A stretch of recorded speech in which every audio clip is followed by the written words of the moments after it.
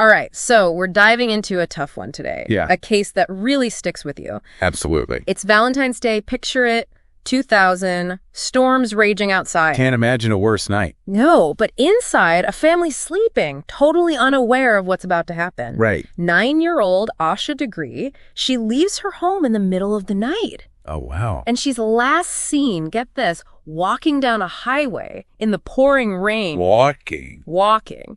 And the mystery just deepens from there because after all this time, we still don't know what happened to her. Unbelievable. It's the case of Asha Degree, and we're going to try to unravel it right here, right now. Let's do it. Okay, so let's lay it out. Yeah. February 14th, 2000, Shelby, North Carolina, Asha, a 9-year-old girl, vanishes from her home. Just gone. Gone. In the middle of the night during a huge storm. Any sign? Anything? No forced entry, no signs of a struggle, nothing. So strange. And to make it even weirder, she left her home, her warm bed, in the middle of a downpour. Makes you wonder what could make a child do that.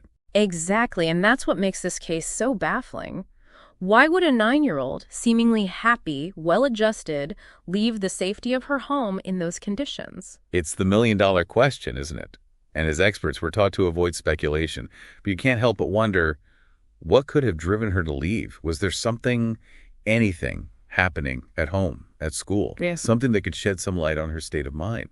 And it gets even more complex because a few people later came forward saying they saw a young girl walking along Highway 18 that night in that downpour. No way. I know, it's chilling to think about.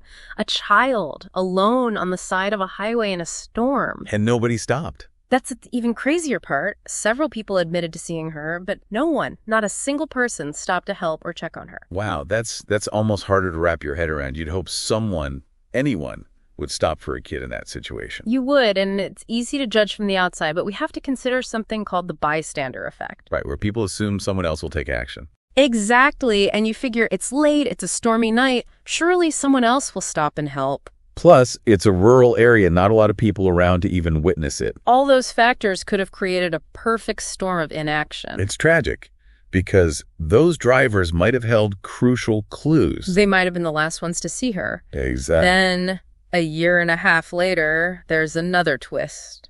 What happened? Asha's backpack, the one she had with her when she disappeared, it's found. Found where? Miles away from her home, buried. But here's the thing. What? It wasn't just tossed aside, it was carefully wrapped in plastic. Okay, that changes things. Right, it wasn't just a random discard. Someone went through a lot of trouble to conceal it. That suggests intent?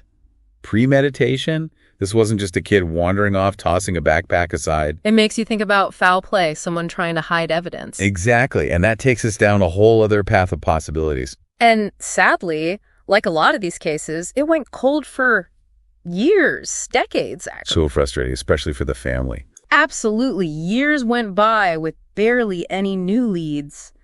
Just theories, speculation. What were some of the theories floating around? Well, there's the obvious.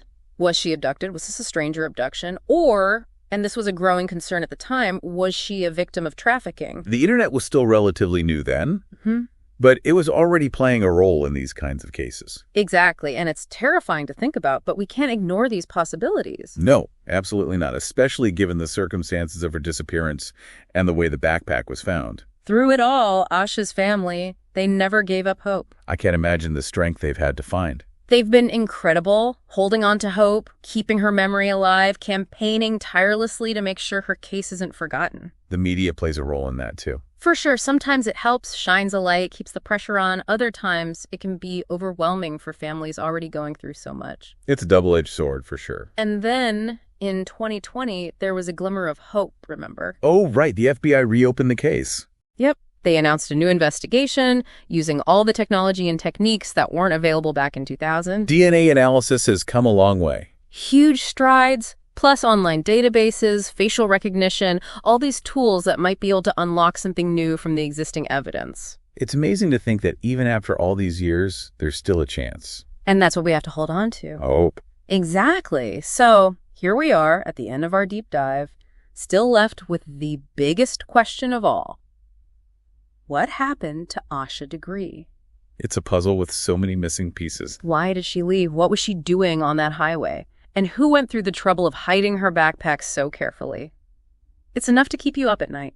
It really is. We may never have all the answers, but we can keep asking the questions, right? Absolutely. Keep the conversation going. Keep Asha's memory alive. And who knows, maybe, just maybe, someone out there has the missing piece of this heartbreaking puzzle. Let's hope so.